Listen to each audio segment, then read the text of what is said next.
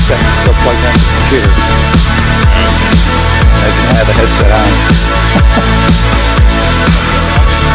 Yeah. So, let's see.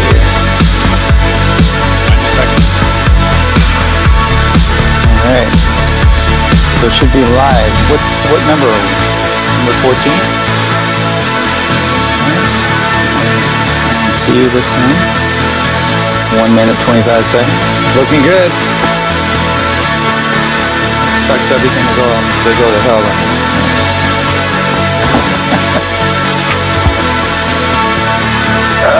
Busy day. It's always kind of I don't know about you, but it's kind of always a rush right up to Christmas.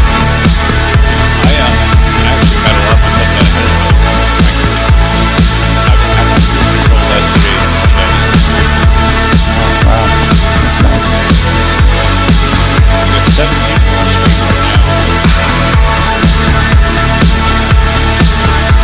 How's my lighting look to you? Fairly evenly, not too washed out.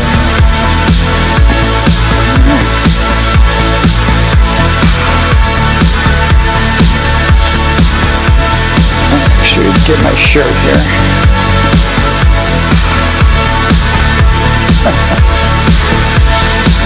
Eagles won today. All right.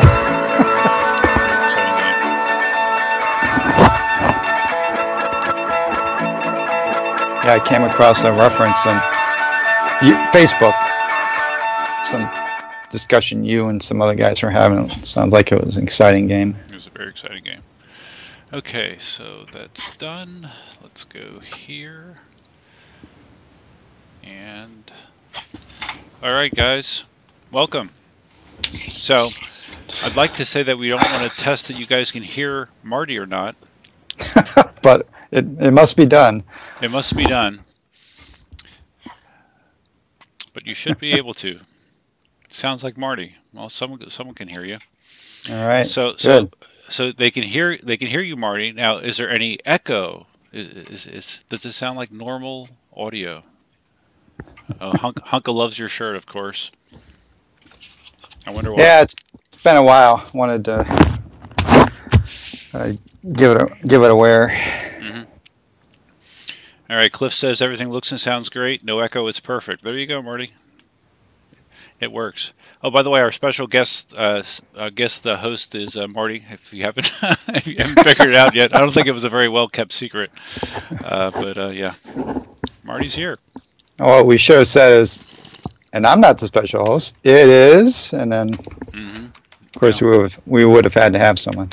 Yeah. We got to try and get Jason back here again. Huh?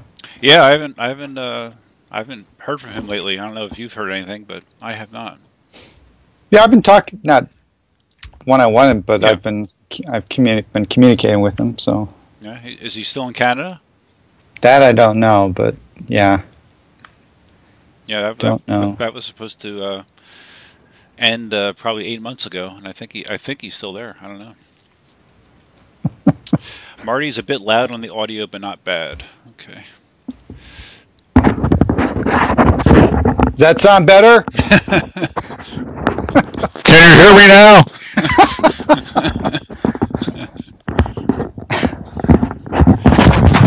Adjust this a little bit. I don't know. Did you actually make an adjustment on your side, or no? I'm trying not to.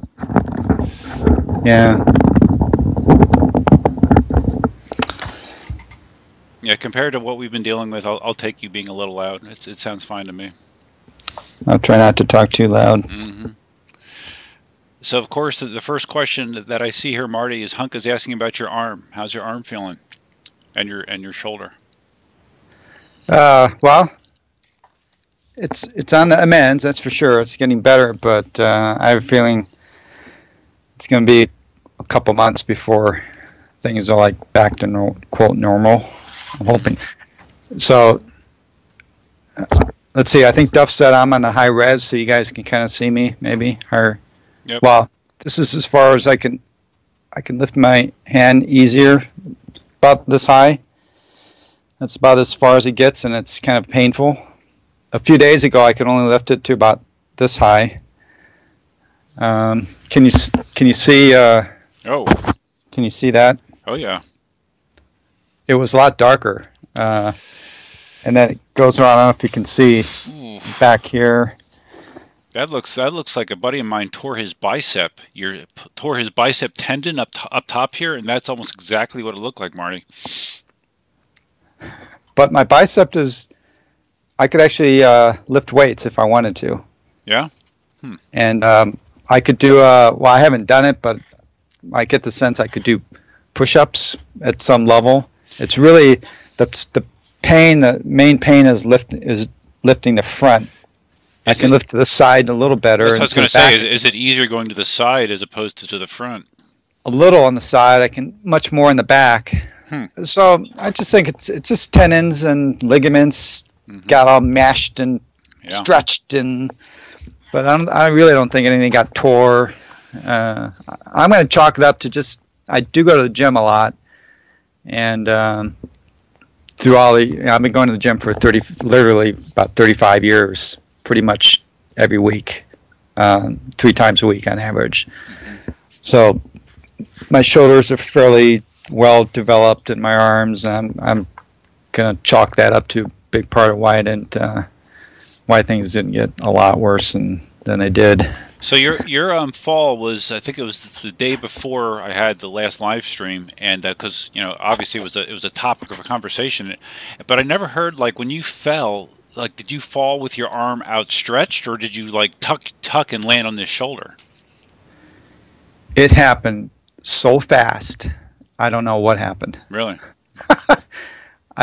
Now, just to recap briefly, I was cruising on this path I've done a lot before, but it's a side path to the main river path, but it's kind of semi-scenic, so I ride it, and it's an asphalt path, but it's an asphalt path that they probably put down 40 years ago, and I don't think they've revisited.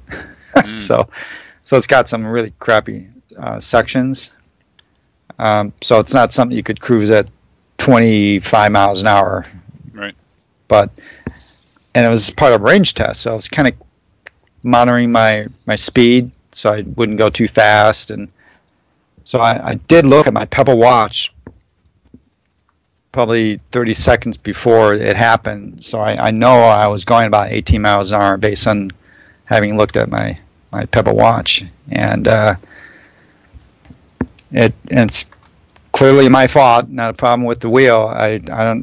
I just wasn't focused enough on the ground, even though it was kind of a crappy path. And so I was, been getting buffeted, but the wheel hit this particularly nasty section that it typically would have avoided. Definitely it was a dip. And the wheel just went like that, and bam, just instant. I knew crap when it happened. The fact that the wheel twisted like this, and the next thing I knew, I was just bam like that on the ground, and it was so fast that it was shock to my whole system. Yeah. Wow. So I have no recollection, because it happened so fast. I have no recollection of doing anything. I know my feet didn't move because there was just zero. All my other crashes that I've had in the past, I've had stumbling, or I've had one of my worst crashes was with the M Super when that firmware bug, But even that, I had to. You ran that a little bit, yeah. You ran it out. I got 2 or 3, and then I fell and I rolled, and I messed up my wrist for a while. That took a couple months to fully recover from that. And but this one, there was none of that. It was just like a classic fall. Hi, Cindy. Yeah, that's. So yeah, it was just a classic hit the ground like that. I really think that's. I did not run at all, and I learned a lot from that. All I know is my flex meters worked. One of my flex meters, the pad here was torn up, really scratched. Yeah, so you can imagine. I saw the picture. Yeah. So you imagine if I wasn't wearing wrist guards, my hands would have been meat, just ground up meat. Yep. I got some. I only got 2 areas of road rash here and on this finger. And today is when it still kind of hurts, but today is 2 weeks later. Today is one of the first days. It's not like really kind of painful. It's finally kind of healing over. It's more really horrible. That road rash is awful, man. Oh yeah. So it hurts forever. My helmet had definitely heavy scratches in the temple area. Clearly, if I wasn't wearing a helmet, I can't say whether I would have gotten a bruise, but clearly I would have had some pretty bad road rash on my forehead if I wasn't wearing my helmet. So thank God I was wearing a helmet. My knees, everything below my waist was perfect. Huh.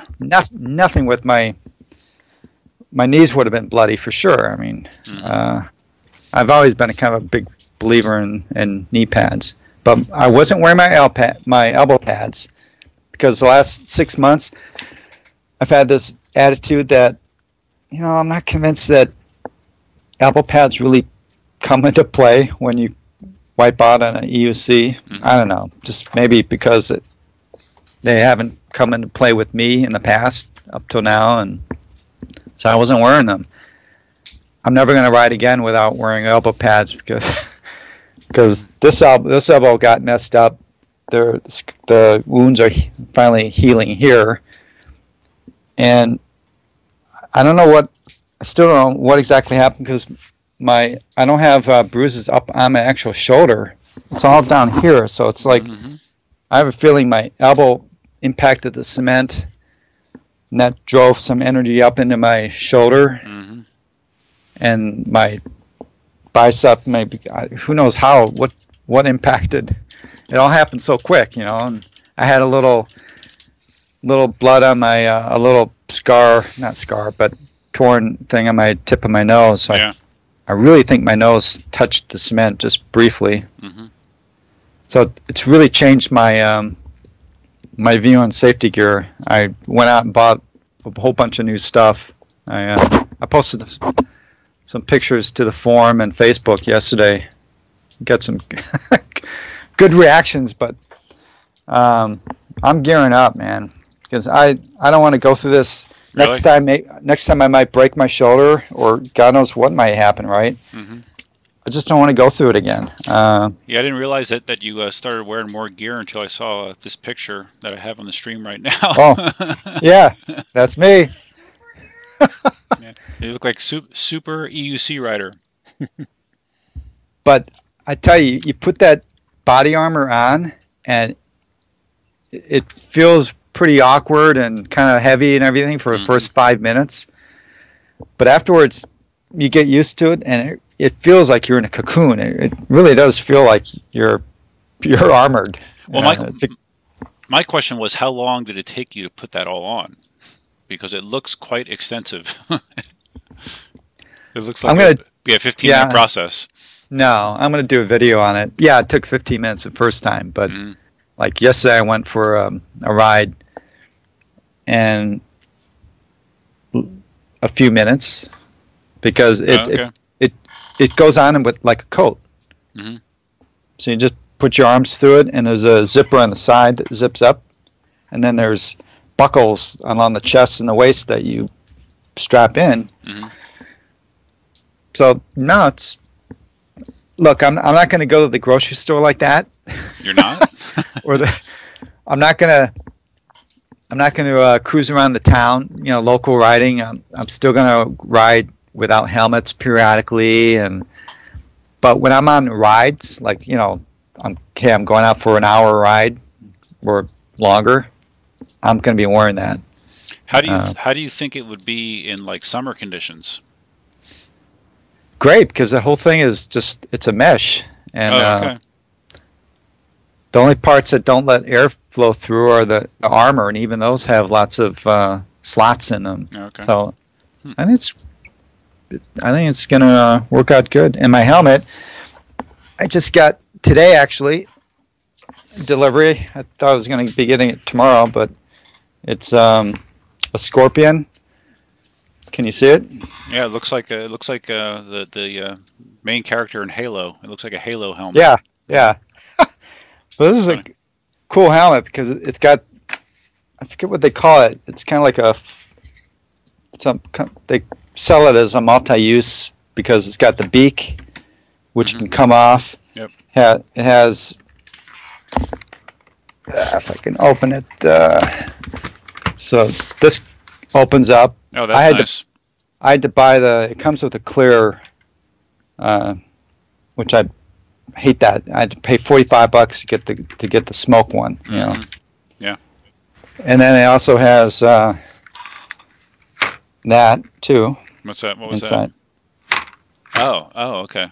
It's for just some additional sunshade. Oh, wow. Inside. Do you mind me asking how much that costs? It's like $275, something like that. Yeah, I figured it was pricey. That's nice though. It's very nice. Bought it from Redzilla, and then it also has, so that opens up like that, so I can still. Oh wow. I can still, drink. I could drink coffee in that. You could drink coffee and then take a sip, and then close it back up, right? Oh man, you might have just sold me on that, Marty. So really, Cindy, did you see that? Okay. I'm determined to be safer, and after what happened, I was thinking all this stuff when I was recovering. When I was literally going down the hill to pick up the Tesla. That man, I'm really glad my face didn't hit. My teeth and. Oh yeah. I don't know if you've had the opportunity to have much dental work done, but it's pretty pricey. I never knocked out a tooth, so yeah, that would not be good. No, but if you knocked out a tooth, it's pretty much going to be about a $3,000 bill for one tooth. Yeah, I'm sure. Hey, I wanted to mention something here, Marty, because I was monitoring the chat as you were talking. One of the people in the chat, D. Rosario, says that he rides a 100-volt MSX, and he recently got into an accident at high speeds where the unit cut off at 49 miles an hour. And nothing happened to him. I didn't pay attention to the limiter, and I heard you mention the Pebble Watch. Well, yeah, that is my immediate question is, first of all, were you wearing any gear? And whether you were or were not, what were the consequences of falling at 49 miles an hour? I mean, that's... Yeah. I keep hearing about people in the MSX going, 40 plus, and it just seems like insanity to me. I mean... I don't think I've ever ridden a unicycle faster than maybe I might have briefly gone. I don't think I've gone 30. I don't think I have. I think it's been, I know I get 28 on the Z10. So I've probably done something similar maybe on some of the Gotway wheels, but I'm just out of my comfort zone. And after what just happened, I think I'm just going to stay in the low 20s. That's going to be my upper, because Duff, until this happens to you, and I really think it'll happen to everyone eventually. Oh yeah. If you ride long enough, either the wheel's going to crap out on you. Again, if you ride long enough, or something that happened to me, you're just, because we can't all be focusing on the road in front of us 100% of the time. Crap happens, right? Yeah, well, something out of your control is going to happen too. Someone's going to cut you off. An obstacle is going to appear that you're not expecting. So yeah, something's going to happen. It's been two and a half years since I've been riding, and this is the first time I had what I would call a face plant type result, and I was only going 18 miles an hour. And it's such a brutal experience living through that. I just don't want to. I'm going to gear up. I want to be safe. I'm going to do as much as I can. I'm going to still ride fast, but my fast is 25 at max for short durations probably, but most of the time it's going to be in the lower 20s. Yeah. And 20 miles an hour is still pretty fun, actually. Sure. It's plenty fast enough. So D. Rosario says that he fractured his wrist. It sounds like that's the only lasting injury. He had elbow pads and knee pads. Did you not have a helmet on? Did you have wrist guards? Because that would be interesting to know, actually. Well, he said he fractured his wrist, so I'm guessing no. But he said he has elbow and knee pads, but he didn't mention wrist guards.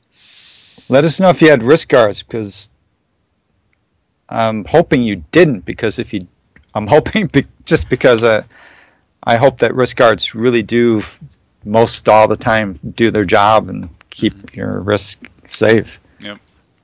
I will not ride even to the grocery store. I will not ride without wrist guards. That's my minimum level of protection all the time. They're so easy to put on. I have multiple pairs that I keep around, so I always have something I can just throw on my wrist. Yeah, he said he did not have wrist guards on. He normally does, but he did not have them on for this crash. Wow, it's really too bad. And I bet you will always wear wrist guards.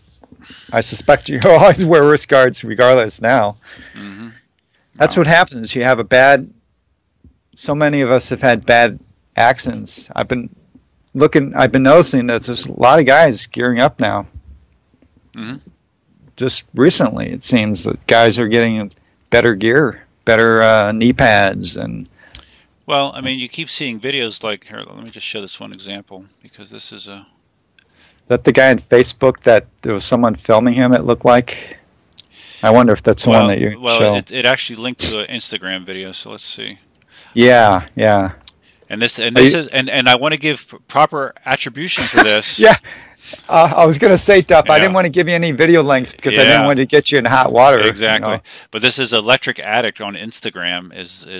That's the account that I saw this on. So let's see if it's what you're thinking, Marty. Probably is.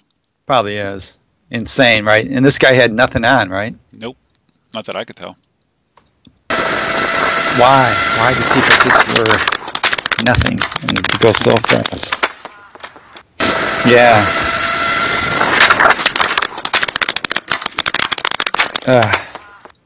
Yeah, I mean, I think I saw him like kind of cartwheeling in the background. It's kind of hard to tell, but it looked really bad. Someone posted that they knew that guy, and they said he did break something, but he broke something, but he was okay. And that just looked like a classic high-speed wheel cutout to me. Yeah, I'm curious how fast he was going.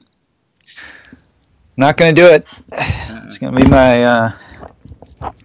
I'm going to just gear up, and I kind of think that gearing up, it looks cool, actually. Sure. You know, so yesterday was the first time I had so it's been 2 weeks, and that was the first real true fun ride I went. I went on a 55-mile ride for 5 hours. Great ride, and I was riding, listening to my music, all geared up, and thinking, man, life is great. It's just fun. Wheeling is so fun, and if I had a fall, it would be bad news because I can't use this arm, and it's still kind of a little tiny bit swollen. So I was limiting my speed. I had my Pebble Watch set to 22 as my total upper limit. I didn't want to go faster than that. Mostly I was going under 20, and that's why I was saying that's still fun. Just cruising at 20, it's fun. Sure. And but I think I got more looks yesterday than I've ever gotten before. I'm and sure. There's one woman. They're driving behind me, and for a long time, right? And they drive past me, and she sticks out. She's filming me, right? And for like a minute, she's filming, and she goes like that, you know. Oh, jeez, that's funny. So why not gear up, put armor on, and it looks cool. Yeah, you don't have to do that when you're just tooling around town or going to the grocery store or something like that. But when you're out riding for extended periods of time, you're having fun, you're going fast, get some gear. Yeah. It costs money, but It's it's cheap for insurance. Man. I mean, it's the pain and suffering you can go through with a bad injury. I mean, and the expense.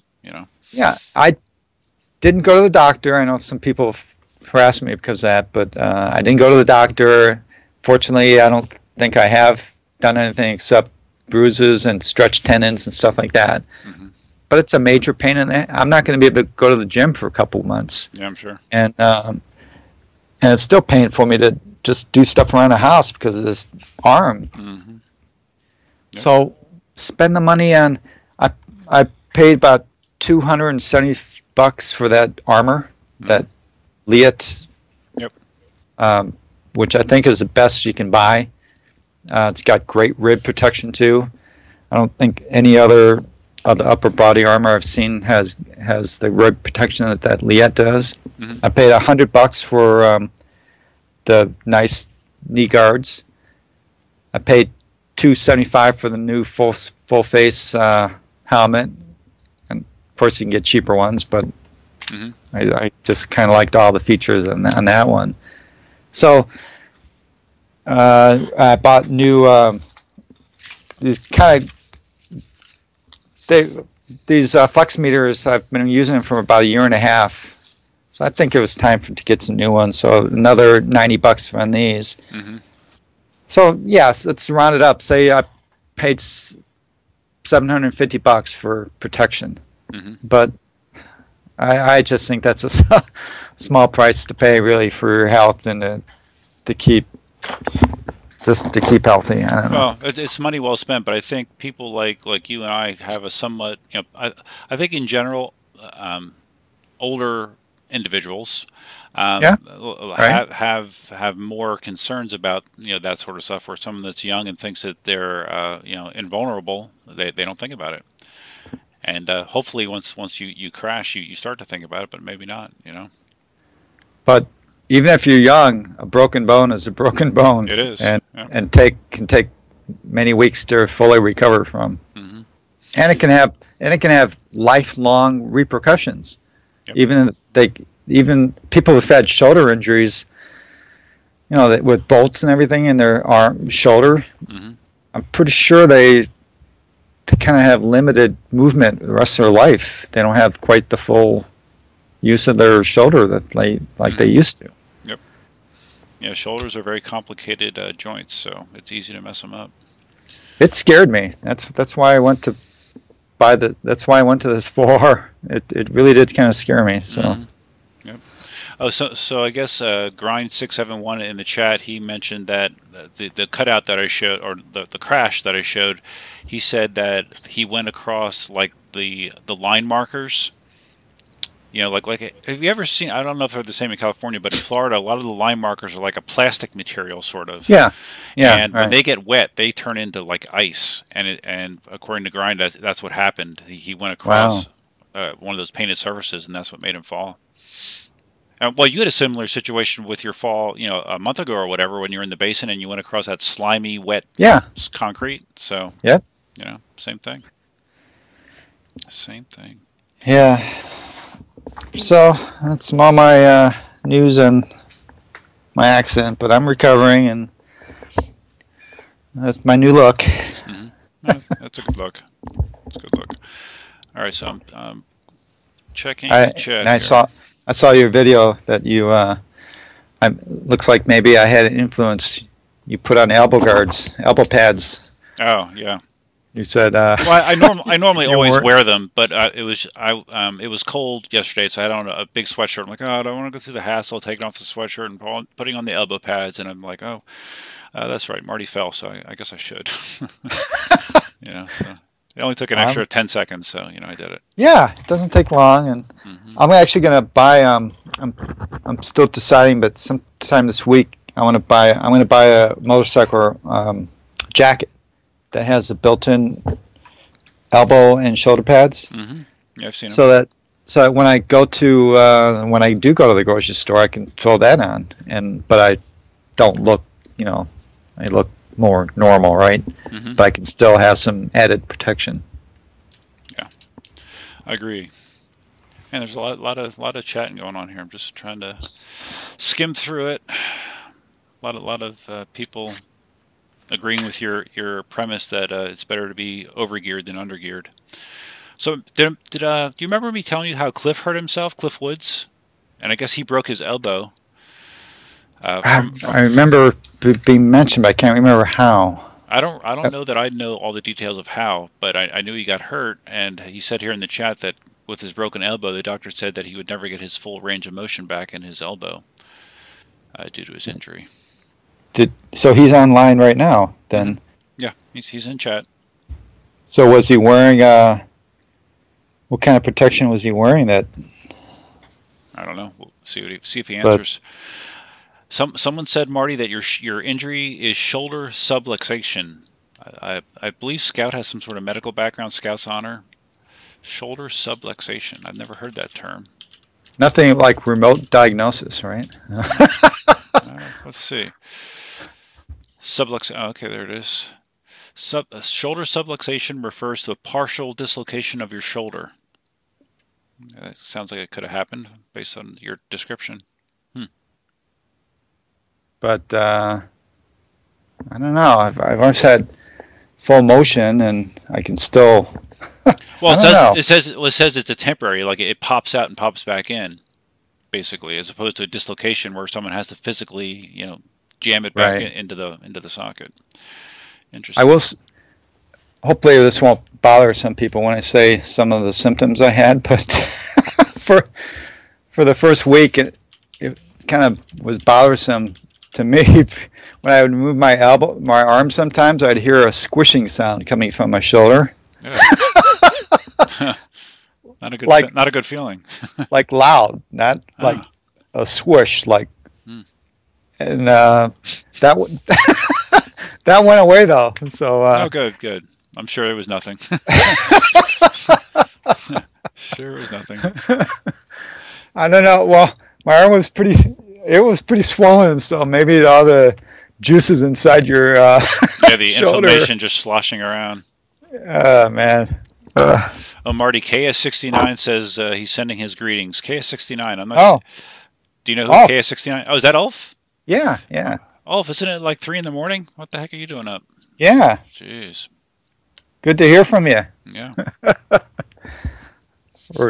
Yeah. Oh, so he doesn't have to work tomorrow, so that's why he's here. So he's wow, he's staying up just to watch this. Great. Well, that's cool. Yeah, I got all kinds of fun. I'm really glad. Whatever happened to me, I'm glad it happened 2 weeks ago because I can actually ride now. Mm-hmm. Although I'm not going to be doing any trail riding because if I have to make any quick movements, it's not good, and it stresses things. I can feel it, and it feels it's not good. So I'm just going to be sticking to trail paved type riding. But I get 17 days off from work for the company always closes down, and I had to add 4 days of vacation to make a full 17 days off from work. So that's cool. So I'm going to be doing some riding. I'm getting the KS18XL on Wednesday, day after Thanksgiving, after Christmas. Okay, so he mustn't have shipped it out when you got that notice then. Cause it should have been there in a couple days. Well, yeah, he shipped out 2 days later. Here's the thing. So the FedEx said, okay, we got the package on Wednesday morning. So I thought, cool. So I'm going to get it. And then they sent an update that said, scheduled for Saturday delivery. Yeah. Cool, right? And then Wednesday night, I get another email that says your delivery day has been adjusted till Wednesday. So what the? Mm-hmm. What if that was a Christmas present? That's kind of screwing people over. That it's going to be delivered on Saturday now, not Saturday, not Monday. So the tracking said FedEx had it on. They said that FedEx had it on Wednesday. Wednesday morning, and this is from Colorado, which is not. It's close. So, of course, Jason is paying for all the shipping, and he's got a good deal. But there's probably a checkbox somewhere that says this can go the slowest possible way if you need to, right? Well, he sends everything FedEx, and I get aggravated as hell because multiple times I've gotten stuff from him, and I'm watching the tracking, and it'll say like it takes a week. It'll predict that it's going to take a week to get here, but it'll get to Florida in like 3 days, and then it sits in Central Florida. It sits there for like 2 days or 2.5 days until they actually ship it. I call them up. I'm like, hey, can I go pick it up? And why does it have to sit in Central Florida for 2.5 days? Well, we can't really tell you, but you can't pick it up. So just sit and wait, basically. So it really annoys me. It's frustrating. It is. Though I got a lot of stuff going on, so it's probably, I think, ultimately best maybe if I didn't get it, right? And but that's fun. Wednesday I'm going to get that, and I'm going to basically do couple long 45 to 55 whatever I can get out of it. I'm gonna go down Wednesday. I think I'll go take it down to the Queen Mary. It's a big long 45-mile loop from my house.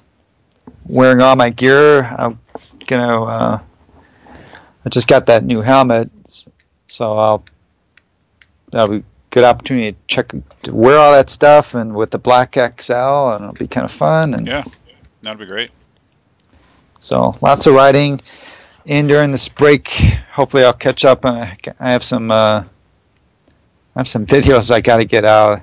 I have a video of where I took the Z10. I did a 4,600 foot mountain climb with that, with a bunch of guys, and I got all the video. And it takes a long time to edit it, And yes, it does.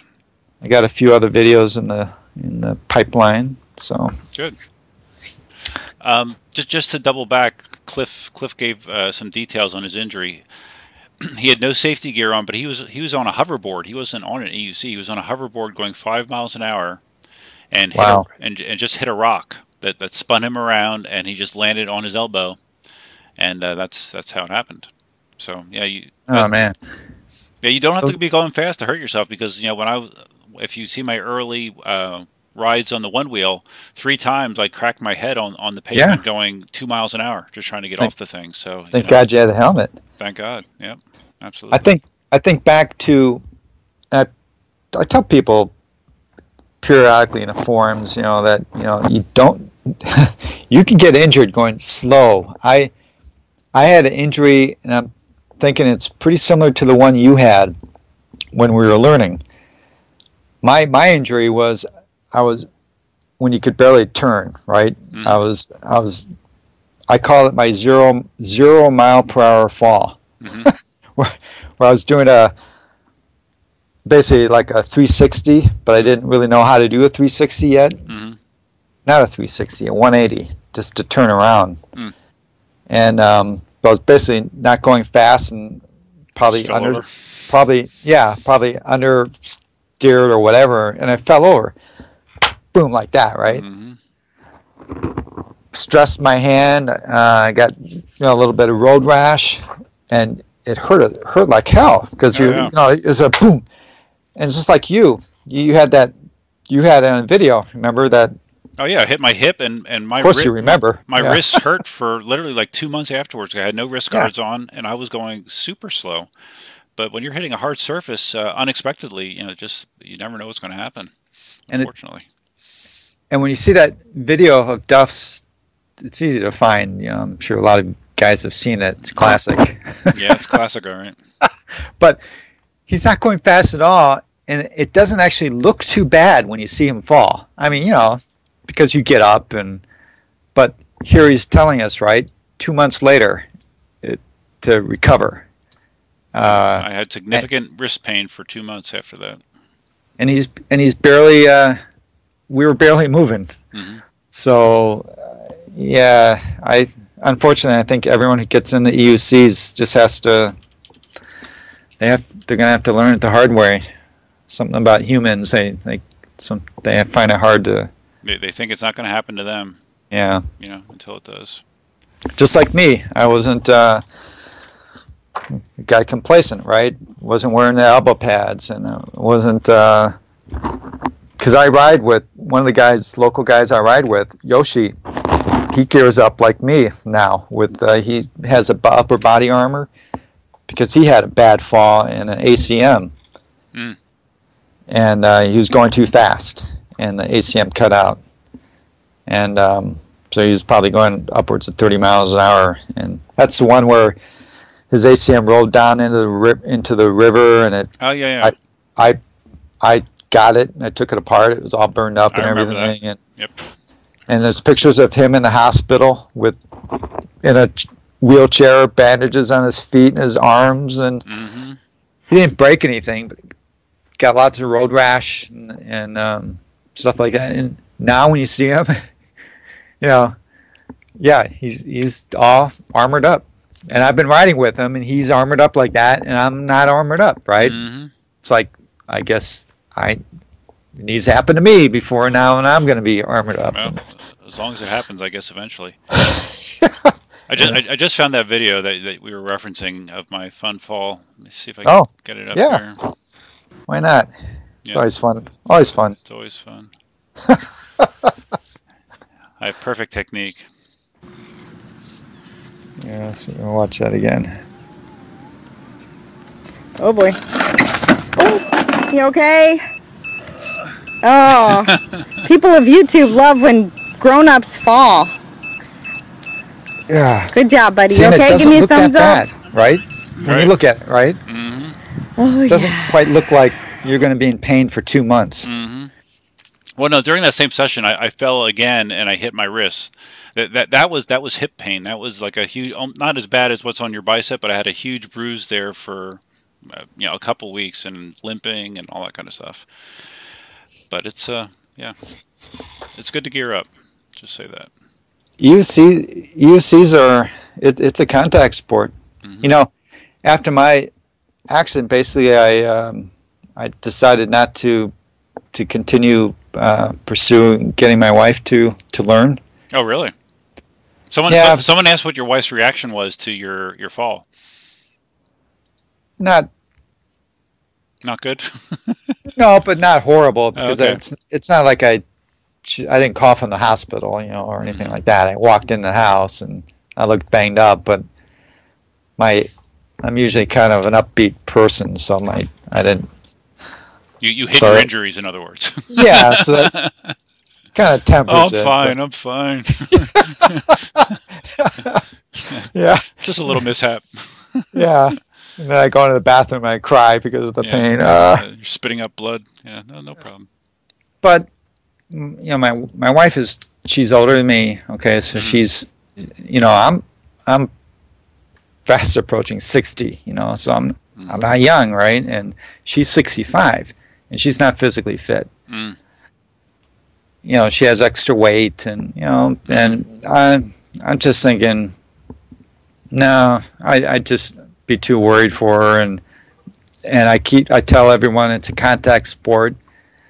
Everyone's gonna fall. She's gonna fall, and I don't think it would end very well for her if she did fall hard. Not even necessarily going fast, just like what we're talking about right now, going slow.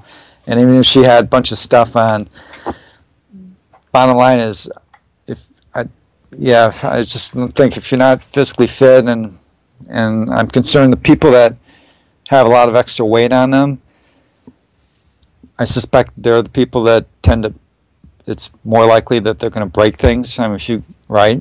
I mean, if you weighed 100 pounds more than you did right now, and there's a lot of big guys out there who weigh 250 or more, right? Yep. That's a lot of weight hitting the ground, and a lot of stereotypically, we're an older crowd, right? That ride EUCs generally, typically, and stereotypically, most older guys are not real physically fit, right? I think you're an exception. I think I'm leaning towards and people get injured. I think so armor up, guys. Yep.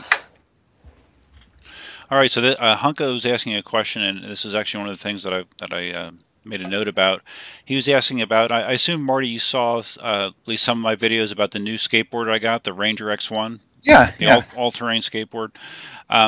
He was asking about how I liked it and if it was going to retire the Meepo, which was the first electric skateboard I got.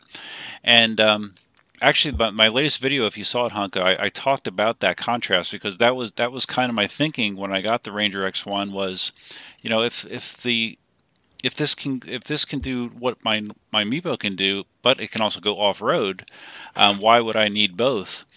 And after riding the Ranger some more, I definitely want to keep both because it's a totally different riding experience. Yeah, the Ranger can go off road, but it's a lot more muted the way that it reacts to acceleration and deceleration. It's real gradual because of the bigger tires. Almost like a Monster. Like how a Monster accelerates Right. slower. Yeah. It's the same principle with all-terrain skateboards, unless you have a real overpowered motor. That it just accelerates and decelerates a lot slower. The top speed is less, and of course, Marty, you heard that annoying tire noise. Yeah. That would bug me. It really bugs me, and it seems like the best that I can tell that every single one has that problem. There's something with the manufacturing process of those tires that they're not round. They're not true like they should be, which causes that ribbing. You said in the video you could see one of the tires kind of moving, right? I could see a little bit of vibration going on. Mm-hmm. Yep. So it sounds like it's not something that you're going to ultimately be able to do anything about it, really, in a way. I don't know. I have an email into their tech support asking if they come up with any sort of remediation for it yet. But as far as I know, there has not been any. But it is fun. But it is cool that I'm able to ride over rough sidewalk or rough road, and if you're doing that on a Meepo on a regular skateboard, it just rattles the hell out of you. I mean, you feel every vibration, right. And on the Ranger, that's a lot less the case. I'm able to ride anywhere without being uncomfortable. So there's pros and cons. Seems to me that these different boards, it's just like having different EUCs. They're all different. Mm-hmm. So yep. What's to say one's better than the other one, right? It depends how you're using it, and it's a different experience. That's why I like having 10 wheels, because everyone's different and it's fun. You get on one that you haven't ridden in 3 weeks, and it kind of feels like you just got a new one, actually, because you're not used to riding it, and it's variety. It's fun, I think. Well, just look at it like an M10-3 compared to a Monster. I mean, they're both electric unicycles. They both are using the same technology, but you can't get a more different experience between the two. I mean, it's like night and day. I did want to ask you my deaf question of the week. Okay.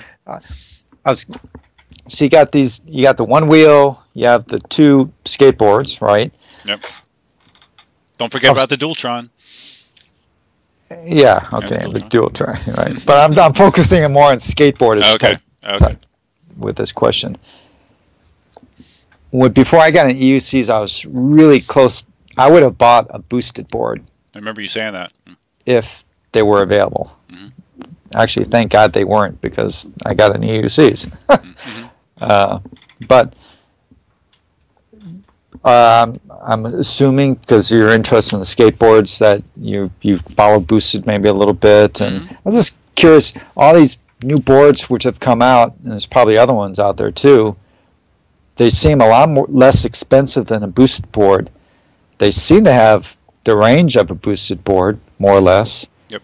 What do you have a perspective on boosted boards? Like, well, boosted board is like the standard, like the gold standard, and basically all these Chinese, I think they're exclusively all Chinese companies that are making boards with similar, if not better, specifications, at least as far as speed and range and all that kind of stuff at half the price. But like I said, some people want to own a boosted board just because it's a boosted board. But one of the other major differences is a boosted board has the external belt-driven motors, which are typically more. I think they're more expensive. Like the Meepo and the Ranger, it has what they call a hub motor, which is like an EUC motor, more or less, where the motor is incorporated right into the wheel as opposed to being driven by a belt. Okay. And some people prefer the belt-driven technology that Boosted uses, but very, very few competitors, other lower price competitors, use that technology, use the hub motors. And I guess I've never ridden a belt driven skateboards, but people say sometimes they have more power. They sound different. Obviously, they're a lot louder, but they just prefer the way that feels. So They're louder. Huh. yeah, the belt system is much louder. I'm sure some of the people in chat here have at least ridden a Boosted if they don't have one. Because I've also, I remember when I was looking into them more, that it seemed like the belts that's a problematic they can area, break. right? Because they break. They break, they wear out, you get stuff stuck in them. Yep. And you have to buy new ones, and they're like, you can only buy them from Boosted, and they're probably like extremely expensive. And but besides that, so in a way, the Boosted board is kind of like the Solo Wheel, if you know the heritage there, right? Solo Wheels, like the first. They were the first, right? American company. And then all the Chinese companies come in and ultimately outperform Solo Wheel. And Solo Wheel doesn't exist essentially now, right? Yeah, so I'm curious. I haven't really heard how Boosted is doing, like sales-wise. I would imagine, I mean, because they were kind of like, like you said, like Solo Wheel. They were the leaders. They were the first one that got lots of attention. They had their boards, they sent out boards to a lot of influencers, like on YouTube and stuff, to get them out there. So, but I think that lead is probably evaporating greatly at this point. But you're not. Doesn't sound like you're tempted to buy one. To get one. No. Probably because of the price premium, right? They're pretty pricey. They're very pricey. And do you get much? And realistically, do they perform that much different than your Amiibo, or Not anymore. Yeah, there are legitimate boards that cost half, if not less, than what a Boosted costs, and they perform as well, if not better. So. Yeah, there's a lot of them out there. But I mean, you can they have these incredible boards that are more expensive than EUCs you can buy, like a Baja board. I don't know if you ever heard of that. They're skateboards with like 10-inch tires and like full coil-over suspensions. 10-inch tires. They can go really more than 30 miles an hour. Yeah, I think the very top end can go 40 miles an hour. It's a dual. It's front and back motors. So it's just like the EUCs where these guys are killing themselves from. They're insane. Yeah, they are insane. Because I gotta imagine 20 miles an hour on a skateboard is kind of like scary-ish. It is. Well, I did almost 20 yesterday on the Ranger, and I've done probably low 20s on the Meepo. And the Ranger, it's weird. I assume that it's related to the tires being slightly out of round, but once I started to get up to that speed, it felt weird. It felt like I didn't want to stay at that speed for very long. So, but yeah, but it's fun. Did you? I assume you didn't try the OneWheel yet, Marty. It's a dumb question. No. I'm still going to. I think. I still won't even guarantee that. I don't know. I'm a UC guy at heart. That's my love, right? And. But the OneWheel actually reinforces what you were saying about going 20 miles an hour is plenty fast enough and you can have fun. Going 15 miles an hour on a OneWheel is plenty fast enough, and it's so fun to ride, and you don't right. There's more ways to have fun than just go fast is kind of what I discovered, because I used to think as I was buying my EUCs, going from a Ninebot 1E Plus to the M Super to the Monster, I thought that I need to get something that was more fast and more capable each time, and right. I don't really feel that way anymore. I don't know that more speed always equates to more fun. For me. I think maybe I'd probably also be more inclined to get OneWheel if they weren't so pricey. I mean, those are really expensive, right? Mm-hmm. I mean, I think what kind. My mind always goes back to EUCs. I think, boy, what kind of EUC could I buy for what I'm going to buy for a OneWheel, and that's going to be so much more limited. Well, you know what some people have been doing, and I don't know that he's in chat anymore.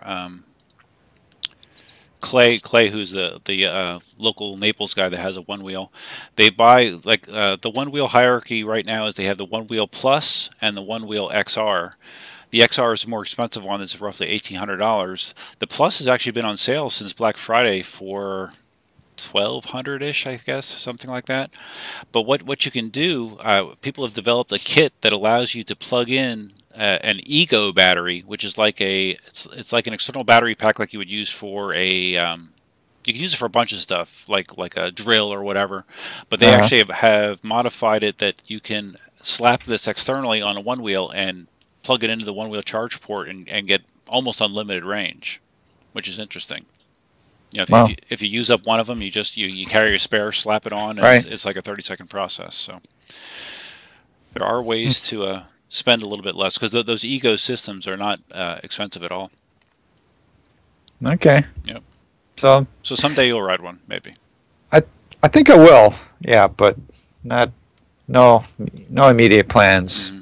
Obviously, well, at least for a couple of months for sure. My shoulder. Yep. I want to see. Look through my notes here. I had some things I wanted to talk about. Thought might be interesting.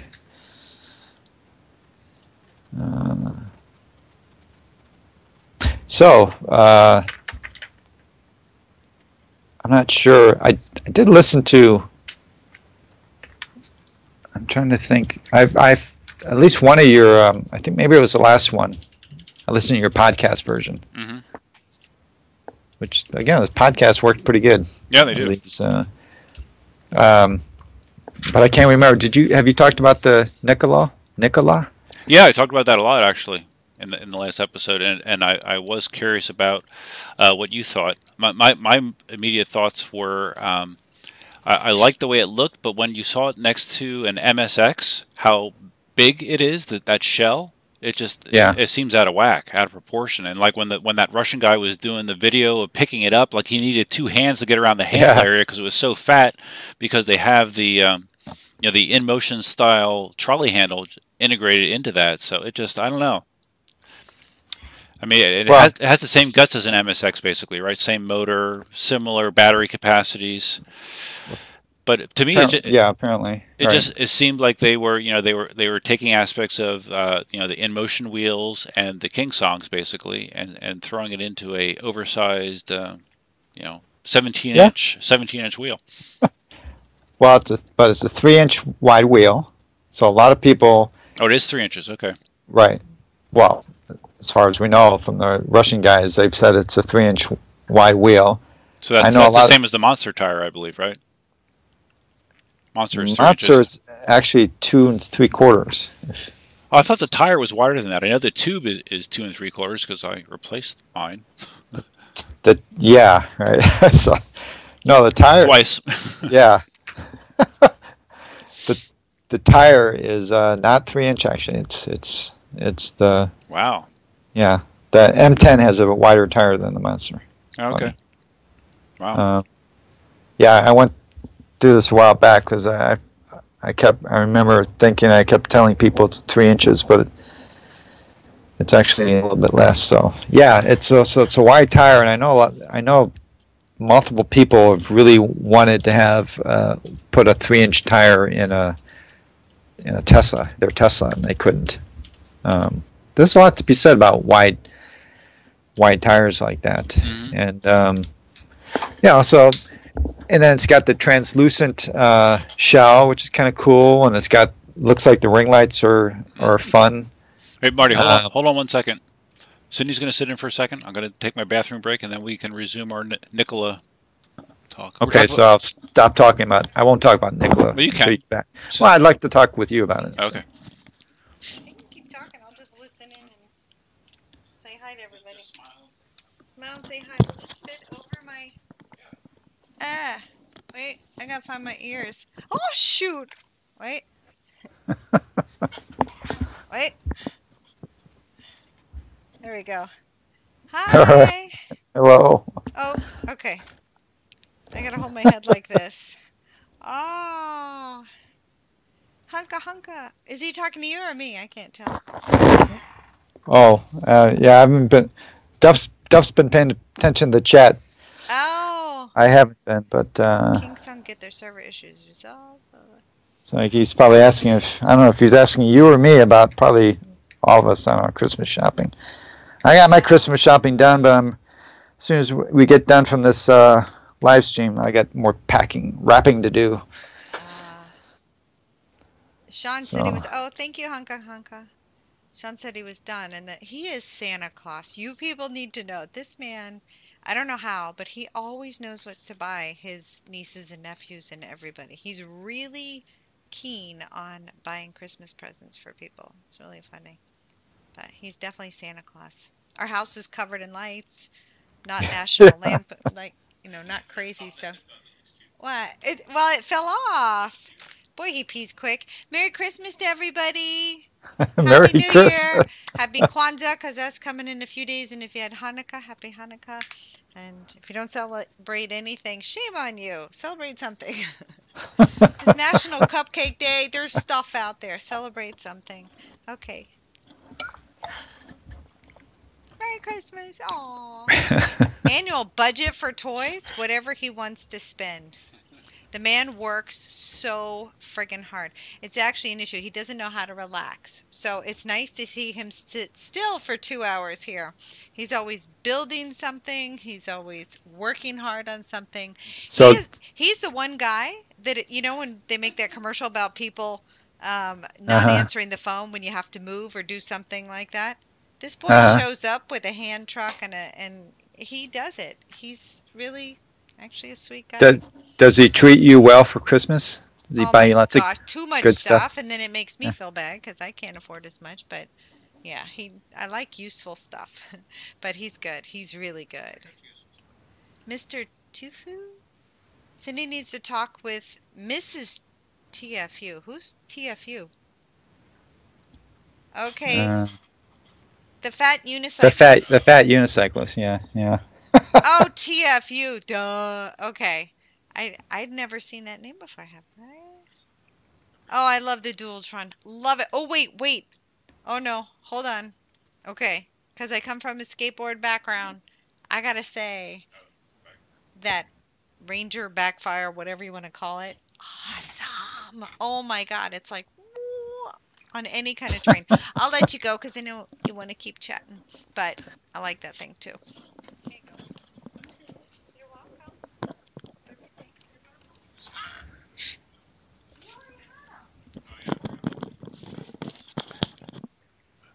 Okay, well, thank you. Thank you, Cindy, for spelling me. All right, you there, Marty? Yeah. Okay. Yeah, still here. Sounded very quiet. So, anyways, the Nicola, I just wanted to my thoughts on it and just see what your thoughts are. Huge shell, but I like visually how it looks. I think it looks cool.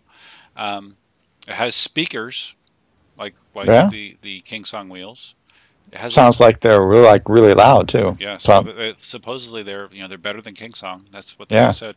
And I think I saw it had a voltmeter in it as well. Yeah, I don't know if that was kind of odd. I would prefer, instead of knowing, some people do that now on their other UCs. They add a meter, but to me, I think in battery percentages. I don't think in I'm at 77 volts. Then I got to do some conversion. What's that equate to in terms of battery percent? I'd much rather have a battery level. Oh, so okay. See, my thinking or my assumption was that voltmeter was in addition to a conventional battery display. If that's the battery display, then that's definitely dumb. If that's all that they did. I don't know. We'll find out. But historically, there have been. I don't know if there's been any production wheels that had I want to say there were back in the day, like maybe even a KingSong had that kind of a display, but I've seen other aftermarket guys have added the voltmeters, which gives you a literal indication of what's your battery voltage. Yeah. But that doesn't do anything for me, because then I have to do all kinds of translation in my head. I just want to look down, instantly see, I'm at 50% battery. Mm-hmm. Not I'm at 81.3 volts. No, I agree. I think if that is now, maybe it's something that has sometimes those meters you can switch between displays. It can show voltage, or it could show battery level, maybe, or different specs or stats. But if it's just voltage, and I think it's pretty worthless. Well, here's the problem with that is, so Gotway doesn't believe in. They haven't updated their app API for literally years. Mm-hmm. KingSong, all the other wheel manufacturers have these apps, which I guess they all suck at some level, but they have, you can control the lights. You can configure, okay, I want green and red colors. You can write like KingSong, and you can do all kinds of stuff with the app. Mm-hmm. Gotway doesn't. So Gotway's been adding ring lights. They've been adding features, right? But they haven't updated their app. So if you want to control the wheel, these new features, you have to do it through the power button. So right.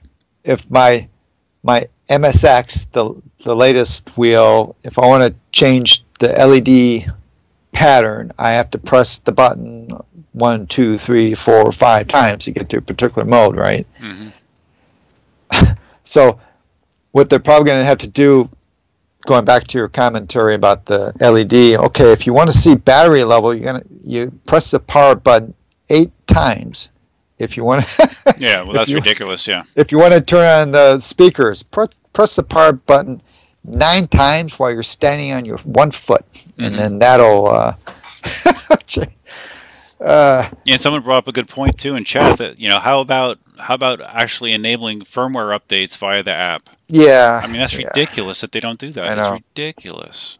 Oh my god. I heard.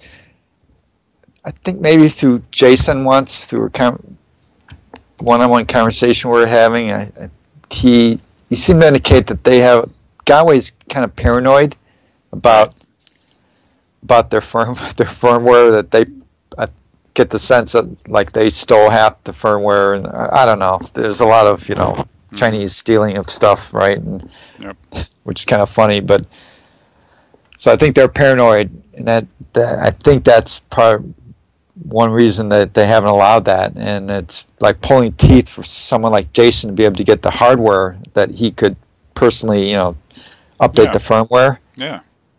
And yeah, it really is ridiculous. It really is. Well, hopefully they wake up at some point. But I've definitely been warming up to the Nicola, and so I've been talking to Jason, and so I'm talking to him and saying, Jason, what is it with why is it that the Russians get this wheel? Why don't we have an English people? So I basically asked him, can you get me one? Mm-hmm. So he's going to get one. Oh yeah, they're available. So he's going to get one. Oh wow. Well, the Russians have one, right? Yeah. You're gonna buy one? No. Oh, not right. Well, all right. Yes. I have your edict written down here somewhere. Well, yeah. I don't know, but no new wheels. I'm putting me in a tough spot here, Duff. That's all right. There's a strong likelihood I'll probably get one, but I will get rid of one of my other wheels. So I'm gonna keep one of your 2 ACM2s, maybe. Yeah, probably the M Super, my old M Super. Okay. I'm never gonna get rid of my ACMs because you can't buy them anymore. And true. And I have the MSX, but I don't know. I am probably gonna get one. But I asked him, I asked him if he can get me one, and he said he's going to, last week he said he was putting in an order, another Gotway order, one of his ongoing orders. And he was going to see if he can get one, and it'll go around the country. Oh, one of those deals again. Oh, okay. Except I'm going to get it first, he said. Okay. Cool. This is only right, since I'm the one hounding him to get one, right? It seems bizarre. Yeah, why do the the Russians have one. Jason, he's got to be selling a boatload of Gotway wheels compared to anyone else in the Western Hemisphere that we know of, right? Mm-hmm. Yep. He's got to be the biggest seller in the English world of Gotway wheels. I firmly believe that. So he should be getting these leading edge products from these companies like Gotway. So I'm going to be on his case. I'm going to keep being on his case to get us maybe a little more proactive and get these wheels, get a copy for us to use, and I'd be willing to buy one even if he doesn't want to get one. That's what I did with the MCM. Mm-hmm. He wasn't selling the MCM. I said, can you get me one? I want to buy an MCM. So he bought one, and I think he's sold quite a few of them afterwards. And so one way or another, I'm going to get one. I'm going to have it, and it's going to be fun. And cool. Yeah. Well, Ulf was just chiming in here in chat. He says evidently that the Russian guy that shot that video, they were actually in China visiting. They don't actually have one. That was a prototype, he said. So that's the only reason that they had it. I guess they were there visiting, and they let them see it. They said that the market is it's supposed to hit the market in March, supposedly, for everybody else. Well, March is around the corner, so I think we've got. Jason's putting an order for another shipment. It's end of December. Mm-hmm. So I think I'm hopeful maybe we'll have a first model in by February. Why not, right? If it's going to hit the market. And that's cool. Because his typical, he's definitely, Jason's willing to get new wheels for sure, but he's not necessarily getting them when they immediately become available. Some of the models, anyway. Mm-hmm. And so I'd like to do my part to get the leading edge wheels when they come out, to have at least one available immediately, so we start getting videos out and see what they're like. And so what is it about the wheel that you like or appeals to you? Like, I'm curious, like what is the draw for you? It's new. Okay. Well, I mean, I think what's cool is it's not an iteration on an existing model. It's a brand new design. It's totally I mean, if there was a MSX V2, I'm not. To be honest, I wouldn't be that excited about it, right? I wasn't even super excited about the MSX because it's an iteration on the M Super line, right? I definitely loved the MSX, a lot of cool features about it, but it didn't excite me like the M Super excited me, because that was M Super when that came out the first. I mean, that was a pretty impressive brand new product line, and so this Nicola kind of fits in that category. It's totally different. Mm-hmm. Some parts I don't like, but it's new, and hey, I'm attracted by new shiny things dangling in front of my eyes, and so so. Yeah, it looked cool to me, but I don't know that I saw anything that was like, oh, I gotta have this. It's visually cool, and just like the Z10 is visually cool, and the Z10 is definitely different. But with the wheels that I have, I don't see it, wedging its way in there with what I already have. Between the 18L and the Monster, I think I kind of have that size, nailed down already. Well, I'm hoping it's a little closer to a Tesla than a ACM, but yet it's got the 1600 watt-hour battery, which I love. So I'll be able to take it on long rides, which I love. But yet it's going to, and the 3-inch wheel, I think it's potentially going to be a compelling wheel. And and the fact that it's got the translucent shell and you can look in there. Yeah. Maybe that means they're going to clean up. Maybe they'll clean up their wiring job. So maybe. I was just I think the most visually shocking thing was when I saw that picture of it next to the MSX. Just that shell just looks so big. It's almost like having two like the saucers used to well, maybe you Yeah. never did, but the saucers you would like ride down a snow covered hill on. It's like they took two of them and just kind of Oh put them yeah. together. Well, you gotta that's an outcome of the fact that they're going to a shell that wraps around the tire. Yeah. Right. Where the M Super, the Monster, the tires are exposed, and and you got to have the mud flaps so your butt doesn't get covered in water. And this is more along the lines of an ACM or a Tesla, and that just makes for a bigger shell. So I agree with you. Yeah, it doesn't look, and it is definitely kind of weird the way they. The handle is so huge that it does look like you got to use two hands to pick it up. Oh yeah. Yeah, I'm curious like what it weighs too. And then the trolley handle that's just really weird. That it really is kind of like a marriage. It is of Inmotion and KingSong wheels. It's really really weird. But in a way that again it makes it kind of exciting. It's really different. Mm-hmm. But unlike KingSong and Inmotion, it's going to be a really fast wheel and with power, and it won't do the battery. As the battery goes down, your speed won't be cut down like those wheels. So at least I hope so. I hope they haven't taken all the aspects of KingSong and Inmotion. Speaking of KingSong, have you seen any videos from Chooch other than the unboxing on the 18XL? No. Okay, yeah, because I didn't know if I missed them because I was just curious. I know he, when he unboxed it, his initial impression was good, but I was just curious, what his ride experience was because I hadn't seen anything. So because he had, based on when you sent it to him and when he sent it to me, I don't think he had it much more than maybe a week, right? I don't think it was even a week. Yeah. Huh.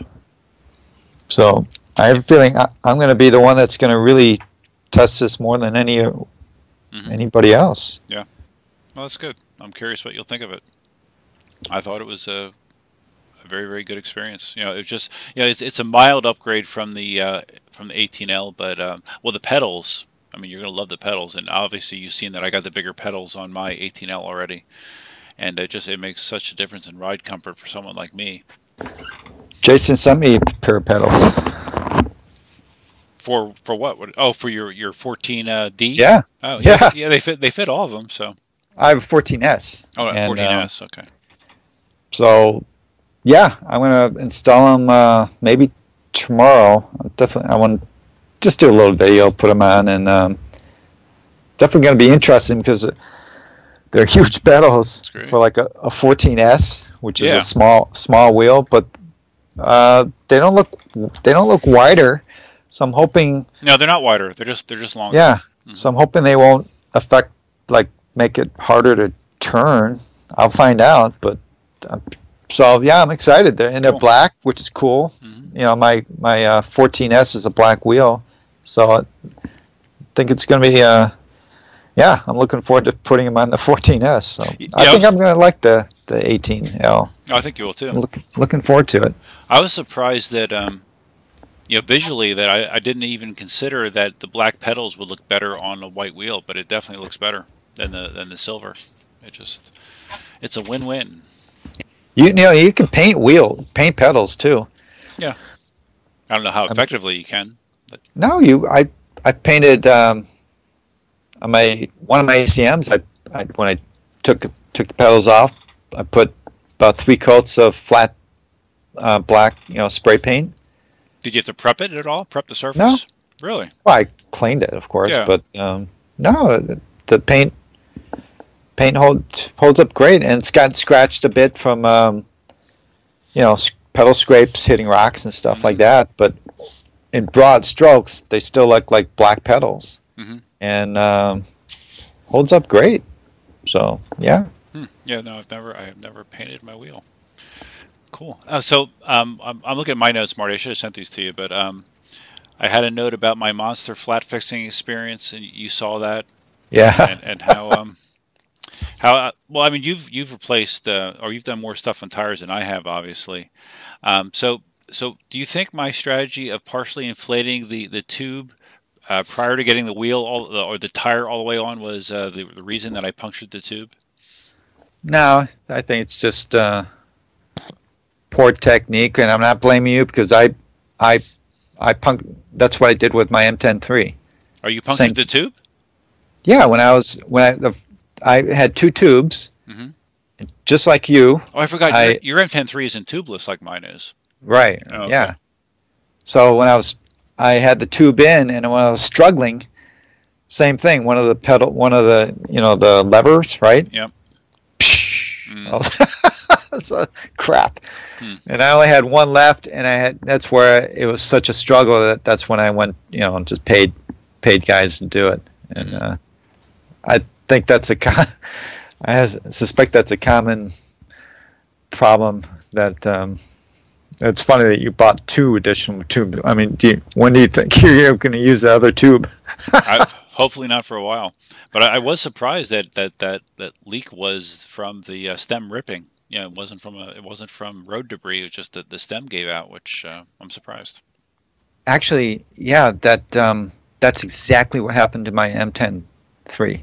Really? When I removed it, it was torn. You know how the bottom of the valve is like another layer of rubber, I guess, and that gets glued to the and I kind of suspect that stiffness wears on the tube, and eventually it cuts through the tube, right?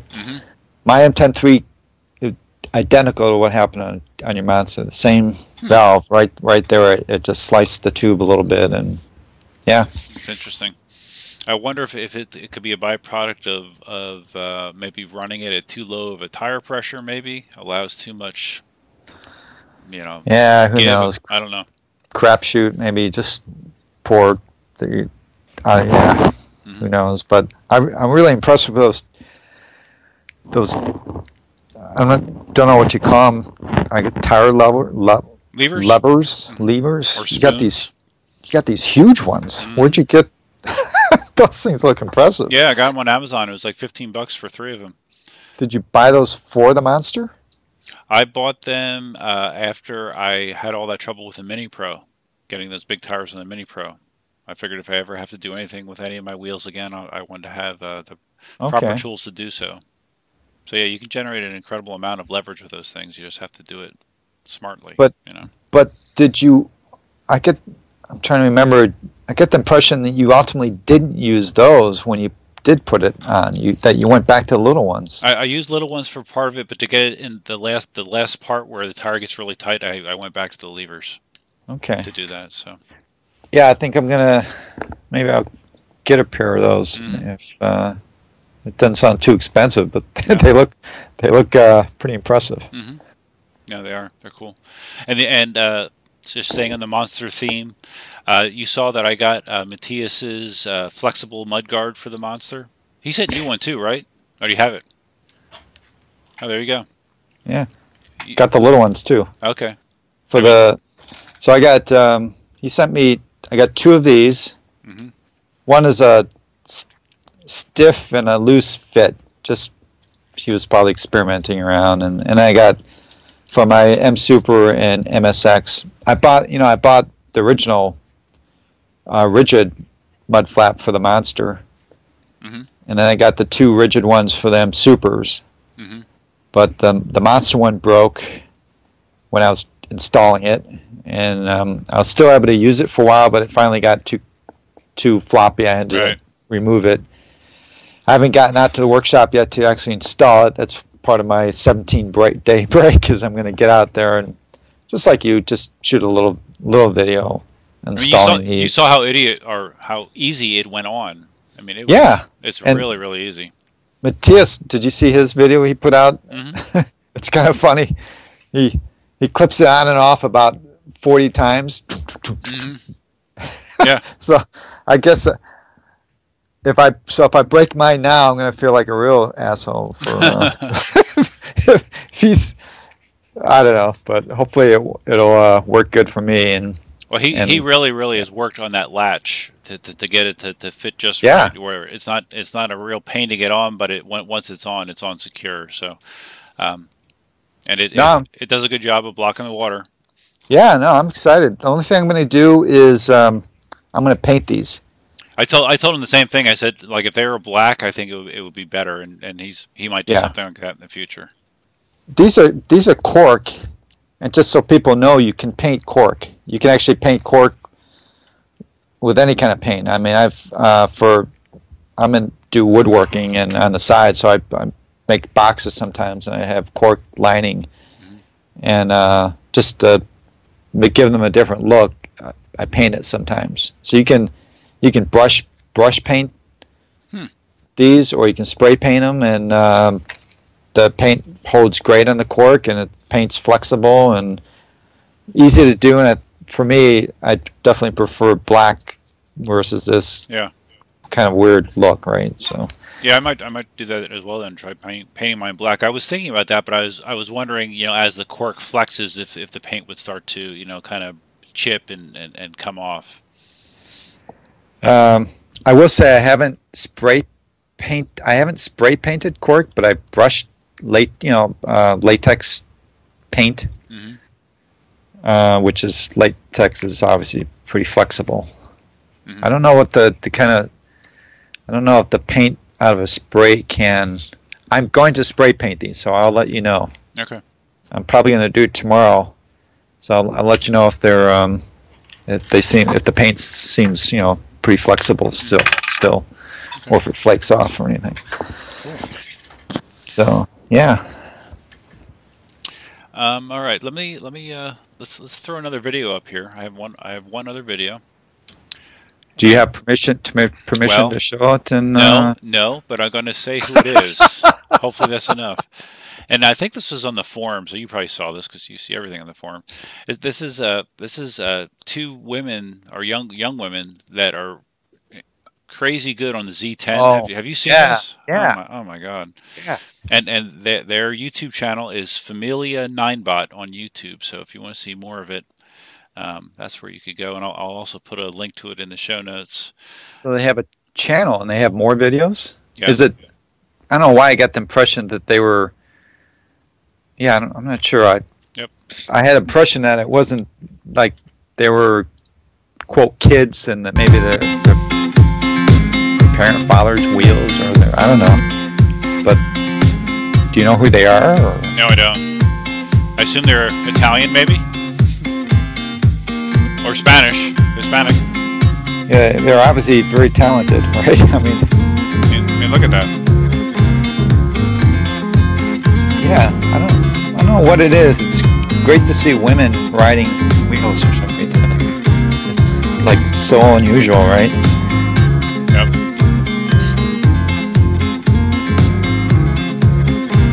But yeah, they're really pretty good. Well, Cindy's daughter, right? I mean, she's pretty good, right? Yes, she is.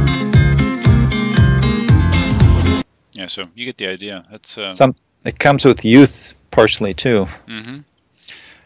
I mean, yeah, and they're making the Z10 look pretty good there, huh? Yeah, it's amazing. I mean, with a heavy wheel like a Z10, that they could do that, and especially I've seen people do this before, but when they ride two wheels at the same time, Yeah. I've never tried that, but it seems like it would be very, very difficult. Maybe it's not as hard as I imagine it is, but it's impressive.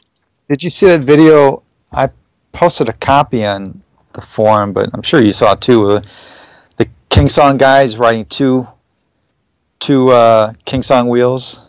Mm-mm. You didn't see that? No. Oh, it was originally posted on Facebook, and it's an incredible video. This guy, he's I think he might be one of the KingSong tester. I think we've seen him before. He's really very talented, but he's riding two. I think they're KS16s, and I think one on each foot, and yeah, he's riding them like down the road like a skateboard with one foot in front of the other foot, but they're on wheels. Oh, wow. And he's doing stuff like that. And he's going like this, and it's a fun video. It's about 15 seconds long, but it's like it looks. I was thinking I got to try that with my. I have 2 ACMs. I can try it. Yeah, sure.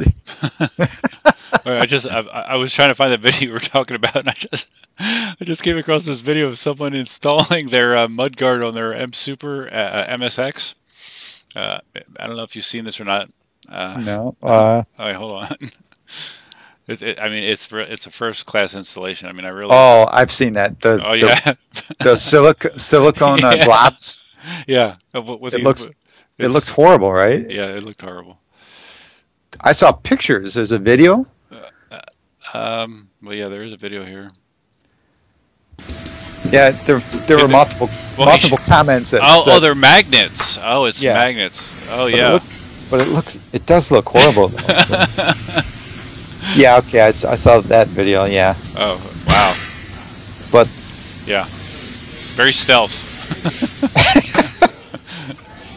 it's Wow. a great idea, but man, unfortunately, it's very sloppy looking. Yeah, a great idea, poorly executed. I would Yeah. say. Yeah, I'm sure you could do something like that a lot cleaner, but it's I don't know. Well, maybe they got that idea like OneWheel. You know, they have the magnetic fenders for OneWheels. You know, where they attach via magnets, and it takes you got to really pull to get them off. So maybe it's the same idea. But then again, that's a mud guard that you can buy from Gotway, which is Right. really insane. Why doesn't Gotway just put the damn mud flap on the wheel? That is and, stupid. And to install it, you have to drill 4 holes in your shell, right? Yep. Which I guess that's okay, but why don't they just do it? Ship the damn wheel with a rubber mud guard screwed into the shell. It's rubber, so Right. actually I don't see the point of really having to detach it like that. If it's rubber, it's not going to get destroyed if your wheel falls. Mm-hmm. I don't know. It's just bizarre why Gotway does that. There's several bizarre things that Gotway does that I don't really understand. But Yeah, it's a long list. yeah, it's very cool. All right. Okay, so another subject I had, Marty, was, and I think I know at least one answer because you were talking about this, as far as anything that you expect to maybe get on Christmas that's going to be related to your EUC hobby. Are you expecting to get any new equipment? I know you're talking about the Insta360X as something you might be getting. Oh, I think I will be getting it. Oh, you will be getting it. Okay. High probability. Okay. All right. Is that the only thing? Yeah, I think so. EUC related? EUC related. So that'll probably when you see my first XL video, that'll be shot with the X, the 360X. Did the Insta360 take a fall during that face plant as well? Were you carrying that? Oh yeah. Oh yeah, I was carrying it. I wasn't filming it. That's Right. what I shot the video with. That video. This camera's been through hell, man. Yeah. Bunch of falls. So, well, you're probably not going to be able to see it, but there's a bunch of scratches here. Yeah, I can see it. Yeah. Those weren't there. There's a dent here that wasn't there. Amazingly, so one lens has a big divot from my fall and the slime from a few weeks back. Amazingly, the other lens did not get damaged during that fall, so I still have one good lens on this guy. But yeah, the camera itself was about 20 feet in front of me. So I was carrying it like this, and when I fell, it must have kind of thrown it like a spear. And Wow. So yeah. Do they make any sort of like protective case that you can still shoot while you have some sort of protection on it, like a GoPro, for example? Yeah, I think they do, and it's meant for water. Oh, okay. But there's a couple guys who have them, and I kept hoping that they said that they would post something, but no one's posted anything that a comparison. I really wanted to see them post something that says, okay, here's a video shot through this protective lens, and here's without. All indications are the video quality does degrade. It's pretty tough with these 360 cameras, the nature of it, with the domed lens, that if you put anything over it, it's just going to degrade the quality. Yeah, I bet. So I'm gonna be a little more paranoid, but bottom line is you got to do what you got to do. And if I trash it, then I'll get another one, I guess. I don't know. Get another one with all that YouTube AdSense money. It'll pay for your cameras. Well, in that case, it actually will, I guess. It does help actually. Like the link side, my Amazon links. Really appreciate people who happen to click on those and buy anything. I'm actually getting more money from that than I do from the YouTube. I think last month I got like $125 gift card from Amazon for my links. Not doing anything. Yeah. It's a real easy thing to do. So it helps. For me, it's definitely offsets the expense of these stuff like the cameras. So. Because the reason I asked you about the Christmas stuff is because I for my birthday, Cindy got me a Yeti USB mic, which I'll be trying to incorporate in the future. Have you ever seen a Yeti? No. It's like $125. It's a very popular USB mic that's used by podcasters. It has a big stable platform. I have it in the other room right now. So you're gonna be talking. Your voice is gonna be real mellow and soft, and because of you have one of those big screens in front of it, that. Well, I don't think I need a pop. That's like effect like popping your P's, I guess, and stuff. Yeah. Oh, you got to have that stuff because it looks much more professional if you have that. Well, I might get a big boom arm, like a boom arm, so I can sit here and recline and have it in my mouth instead of like having to hunch forward. So we'll see. I'm messing around with it. And I'm also gonna finally be getting a new action camera. I'm gonna be getting the GoPro 7 finally. Wow. Wow. Yeah. So that looks like a really impressive. That GoPro, the image stabilization. That's the biggest reason that I'm finally doing it is just because the stabilization, although it's not as good as a gimbal based setup, it's just so convenient, and it's good enough. It's close enough that it's a lot better than my old GoPro Hero 3 that I've been using for 5 years. So. Now, is that like a surprise Christmas present you're going to be getting, or? No. I mean, no. It is a present, but I know about it. I know, but that is a Christmas present. Yes. You're going to. Okay. Yes, it's wrapped up somewhere under the tree right now. So. Okay. Yeah, so that'll be fun. Cool. Look forward to that beauty on the GoPros. They're a hell of a lot more robust than these 360 cameras. So. They are, and plus, for I think since the 4 or the 5 where they integrated the LCD screen on the back with menu, like a touch menu, whereas with a GoPro Hero 3, it's a very archaic interface, and I don't really change settings much because it's such a pain in the ass to do it. So I'll be able to maybe try out some new shooting modes. It does high speed a lot better. You can do slow mo a lot better and something like that. 4K, all that stuff. So. Should be fun to play with. So this will be your first 4K. Are you going to post in 4K, by the way? I need to see how big those files are, and if it makes the processing time takes four times as long and the uploads 4 times as long, I don't know that it's worth it to me. I don't know. We'll see. I mean, I'll mess with it, but Duff, you got to post in 4K. Got to post in 4K. Really? No. Have you done a comparison in size as far as a 4K file versus a 1080? Well, I do it all the time. Because I shoot all my. I know. I've uploaded tons of stuff, and typically, because I process them, and they're still like my biggest files, which can be 30 minutes long type, or 4 or 5 gigabytes, to upload. But I assume you have pretty. Well, that's good not much band. bigger. That's not much bigger than a 1080 file.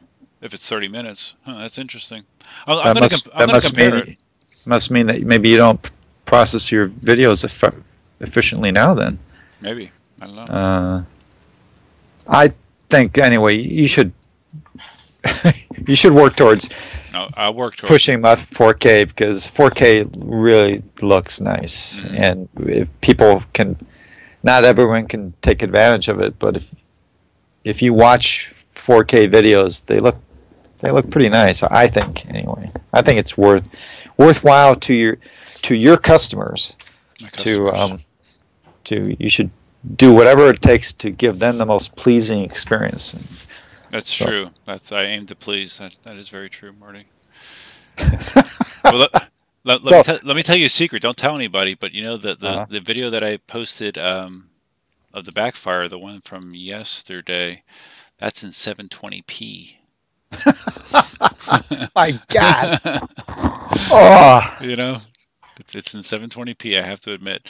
What's wrong with you? What did you do? Well, the thing is I mean, if you're looking on it on a tablet or a phone, you can't even tell, and it's not going to stream at 4K anyways to those devices. But I was just trying to save time and space. That's all, and upload time. Yeah, but then guys like me who watch it on a big screen, I'm thinking, God, Duff, your quality looks crap, man. Yeah, I know. So anyways, hopefully those things will improve with the 7. When I did watch that video while I was wrapping some Christmas presents. Mm-hmm. So I was watching it on. Do you ever watch YouTube on TV? Very rarely. Actually, it's very, very. It's very effective, and actually on the TV I was using, that it looked great, because it's not a huge TV, and it's not a 4K type TV. If I saw it was 4K, it would have looked like, oh man, that's bad. But it did look, actually. I didn't notice anything. Mm-hmm. Yeah. So, anyways, moral of the story is my video quality should be improving. Do you have to go back to work on Wednesday? Yes. Man, that sucks. So you guys don't shut down at all for Christmas break at all? We're a government agency, so yeah. But, I mean, they give us off Christmas Eve, but I work I work the day after Christmas, those 3 days, and then I actually have to go in Monday for New Year's Eve, and then off New Year's Day, and then back to the grind. Wow. Okay. So all these days, you said that you took some vacation days, but is the rest of that time paid for, or is it unpaid leave or unpaid? Oh no, it's all. The company shut down. No one has to go back to work until January 2nd. Oh. It's all paid. That's awesome. So I took this Friday off, and then I'm going to take off January 2nd, 3rd, and 4th, just to extend that week. Mm-hmm. But normally you get nice long paid break during the holidays. So I enjoyed that for the last 35 years, I guess. No, that's great. We always shut down. So Bob Eisenman is in the chat, and people seem. Hey, Bob. Everybody knows who Bob is except me. You don't know who Bob is? He writes a. I might, but the name, I don't know the name. No. Yeah, Bob. Yeah, he writes a Monster. Rides a Monster a ton. I mean, he's ridden, I don't know how many thousands of miles he's probably put on it. If you don't recognize his name, maybe you don't know him, because that's how he posts. Very active in the forum. Oh, okay. Anyway, and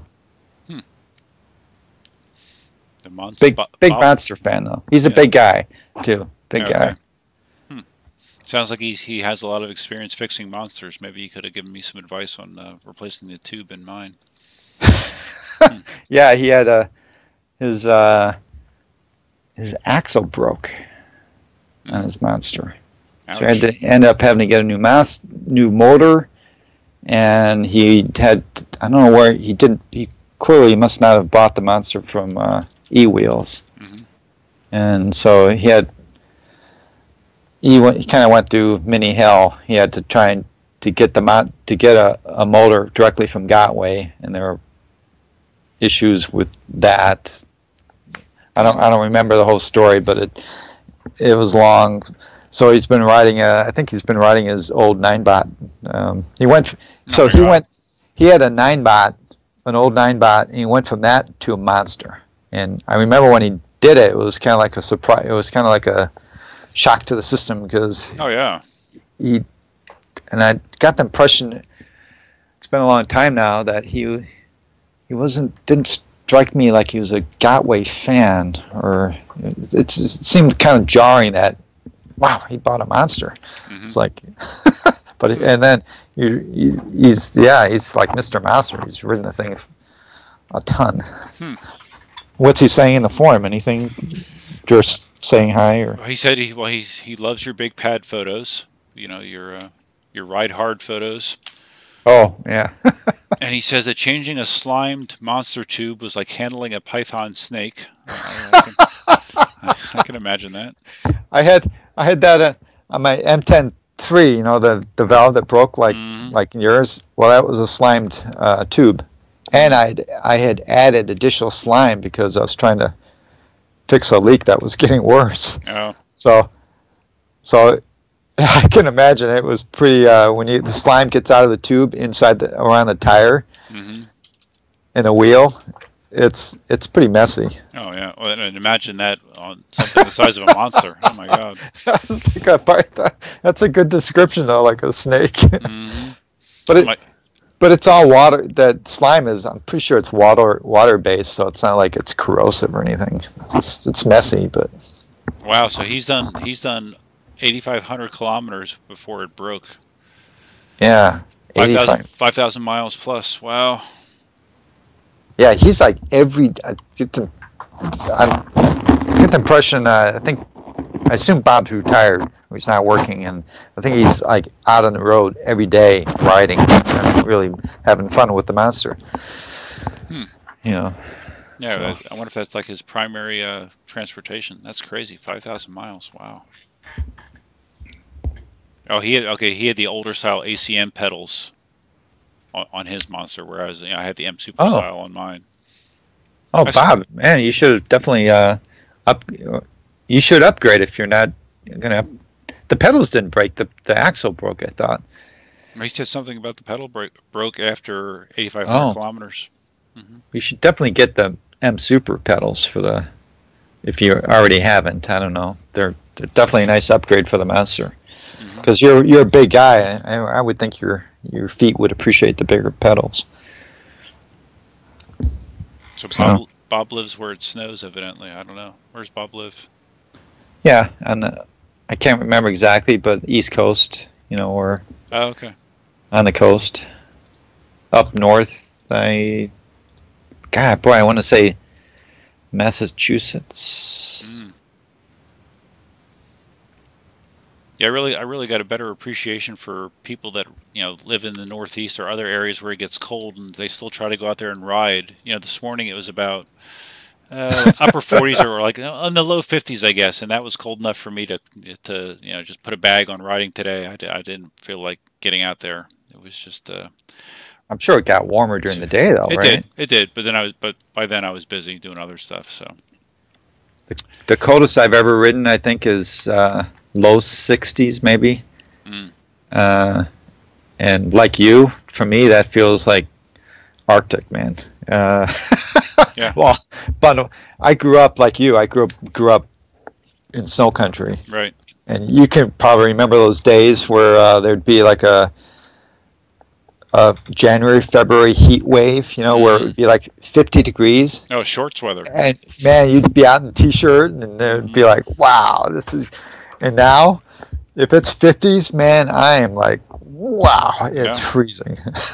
Yeah, it's weird how that happens, but it definitely happens. Something shifts.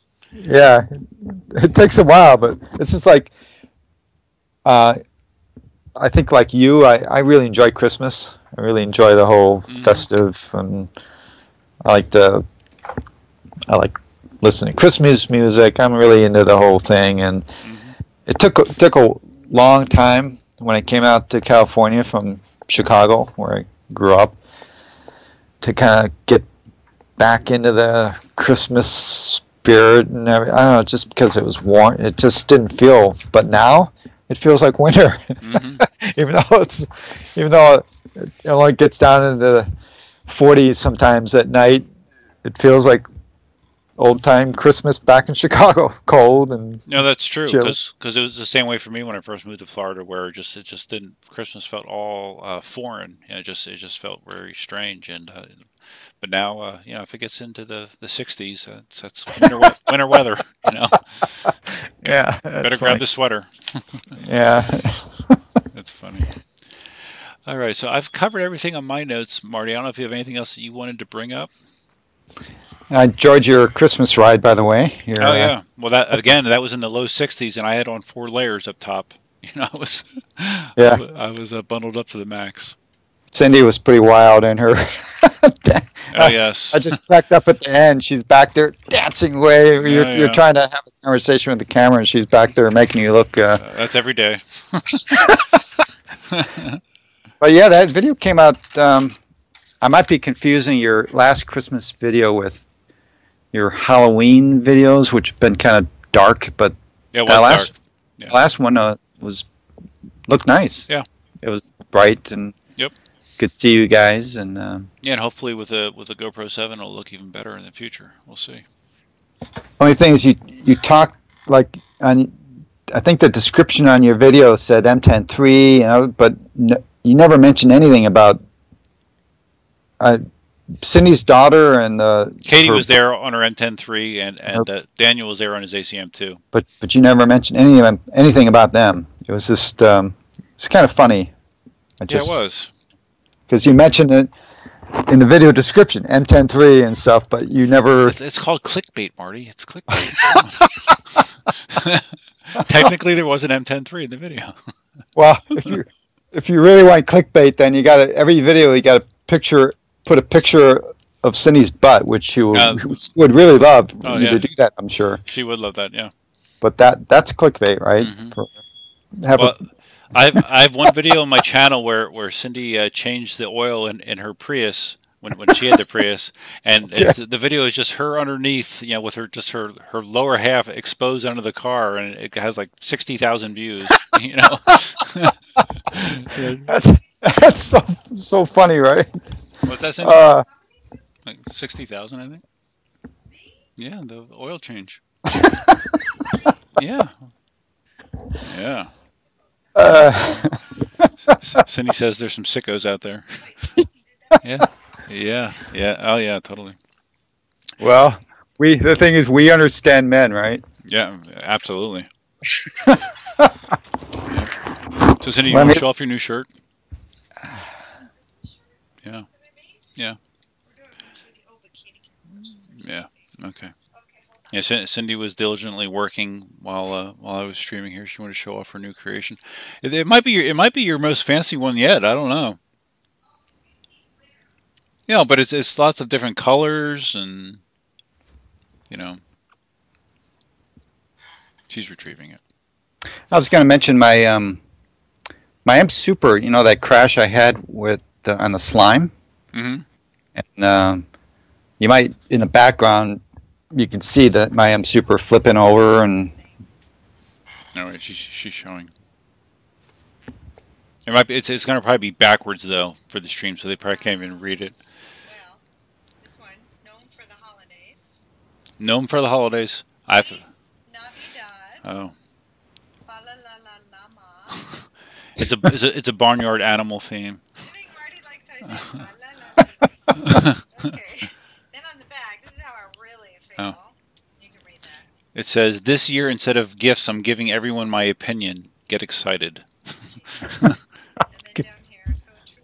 Naughty, nice, and I tried. Okay. Yes. Okay. Very good. Yes. Okay. Thank you. Okay, so you're saying about the M Super and the slime fall. Yeah. So I noticed. I didn't notice it that day, but later, I noticed one of the pedals is all warped. got twisted, and I guess the wheel flipping over it must have hit just the right way, and the pedals definitely, it's got a pretty good twist in it. Because aren't those aluminum, those pedals? I assume so. Yeah. Okay. So it's definitely warped. I mean, you can feel it when you're riding? No, but that's what I was going to comment, is if you look at this pedal, it's definitely twisted. It's very clearly twisted. I think I'm going to show that when I install my mudguard. I'll probably, as an aside on that video, talk about this, but I cannot. No, I didn't notice anything when I was riding it, and I made a point yesterday. I took them super for that 55-mile ride, which was a long ride. I didn't notice anything.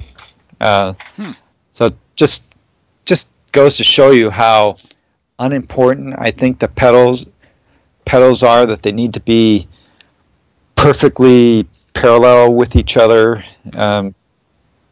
Particularly if you change a pedal arm, sometimes it's hard to get them perfectly aligned. And I don't know, to me it just goes to show you how your feet adapt to misalignments, and how interesting. Yeah, I just did not notice anything. When just thinking about it as I'm riding it, feels normal. Yeah, so I don't know. I was thinking, oh man, this is a bummer. I'm gonna have to buy a new pedal. But I don't think I'm going to buy one. So you don't think it was structurally compromised at all? It's just twisted a little bit. Well, yeah, that's the thing. That's the thing. Having a break would suck. I know. Yeah. Thanks for that, Duff. Make me sleep good at night now. Think about that next time. But it feels solid. Yeah, I don't know. Yeah. Well. Oh well. Maybe I will have to change it now. Well, yeah. I mean, if it breaks while you're riding, I'm sure it would be no problem. Well, I could just continue balancing on one foot, right? Yeah, we all practice that all the time. Exactly. So. Here, Hunka, I'm going to put the link to this video I was talking about, the oil change. So Hunka wants to see it. Well, I just assume he does. At least you can see the thumbnail, So anyways.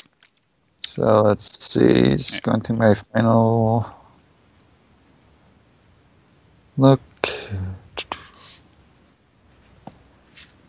No, I guess that's it. Okay. I think we covered everything, and we've been on for 2 hours. Long. Yes, we have indeed. So well, it was fun.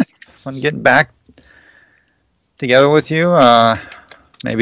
Hopefully you'll be willing to have me on again in the future. Sure. If every month or two, maybe, or something. Yeah.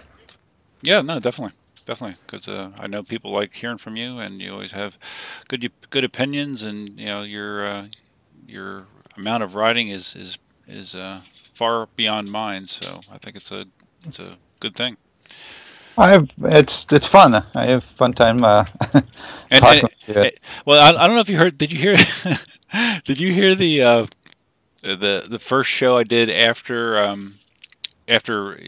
when I started doing it solo? Right, I think I heard parts of it. Where I said that I felt like I was kind of like the girlfriend that had bad breath, but you didn't want to tell her. Yeah, I think I did hear that, and that was not the case, Stuff. Oh no, I know, but it was funny. I really did. I really was. Maybe it was just at the time. I just felt burned out. I'm still trying to. I've kind of regressed a little bit. Maybe it's this Christmas break. I still feel I definitely regressed a bit. I still want to pull back a bit, just because it's a time suck, right? And got to send you to rehab. So rehab. So that's the only thing. And like right now, I'm obviously I'm on vacation, and so I don't care about having losing some time out of my life for this. And it's fun getting it. Yep. Maybe for me it works better just every every few times maybe No, that's come good. on. That's good because I mean, there's aspects of doing it myself that, like when I was doing it myself, yeah, I obviously I can interact with chat more. So it's a I think it's a different Yeah, it's it's a a different, different environment when it's one versus two people. So it's I think it's good to mix it up. It's good. but it's still very, very effective. You were entertaining podcasts just by yourself, so Yeah. it works. It's just Yep. different flavor. Yep, definitely. So Okay, well, I hope you have a great Christmas. yeah, I'm have sure a you Merry will. Christmas, Duff. Cindy and I are going to have a good Christmas, right, Cindy? Fabulous. Are you being sarcastic? Oh, okay. Well, actually, I'm always. Well, say Merry Christmas. I showed my I- shirt, man. I wore a hat. We'll get down here so it's all right. There's the camera. Christmas. Mm. Clay. Oh my God, we forgot to call him before we OneWheel went to bikini Victoria dance Park. party. You're wearing a bikini? Hmm. Don't you do the windsurfing? No, he wants you to do a OneWheel bikini dance party. I have to get in shape. Yeah, okay. Cindy will get in shape, and then she'll do that. Yeah. Wait, didn't she just have a bikini competition like a month or two ago? Oh, that was when was the bikini contest? October, right? No, August. Yes, it was August 20. Oh, August. Okay, I thought it was okay. I thought And- it was more recent. And from then to now, she's out of shape. Well, she hasn't been working out as hard, but she always stays in shape. Her job is teaching, classes and stuff. So yeah, she stays in shape. Yeah, so she does that, and she's saying she's out of shape. That's funny. Well, I'm the same way. I'm yeah. Don't hit my big stomach. Well, I hope you guys manage to still have a few presents that can surprise each other. Yeah, no, They're not all. Well, no, Cindy doesn't know any. Cindy doesn't know any of the presents that I got her, but I just He doesn't think I know them. right. I told them that I know about the GoPro, but that's about it. You're such a dork. You're Why? supposed to say it later. That. All right. I don't know what I'm getting. All right. That's okay. So, all right, guys. Well, I appreciate everyone that stopped in. And again, hope you have it. Huh? Oh yeah, well, Ulf's in Germany, isn't he? Isn't he in Germany? Yeah, he's in Germany. Well, Ulf's in thanks for Germany. stopping by, everyone, and hope everyone has a Merry Christmas who celebrates that, and Happy New Year too. Yeah. Board. Yes. No, I don't know how many Christmases I've wanted a paddleboard, but it just gets kicked off. I have to say the Dualtron's pretty awesome, but at some point a paddleboard would be really cool. I'll get it. Okay, I'll make a note. Okay. That's- Okay. Saying that, but I'm just saying. Okay. Merry Christmas. Doesn't like it much. All right, Marty. I'll talk to you later. All right, Duff. Thanks. Bye. Bye.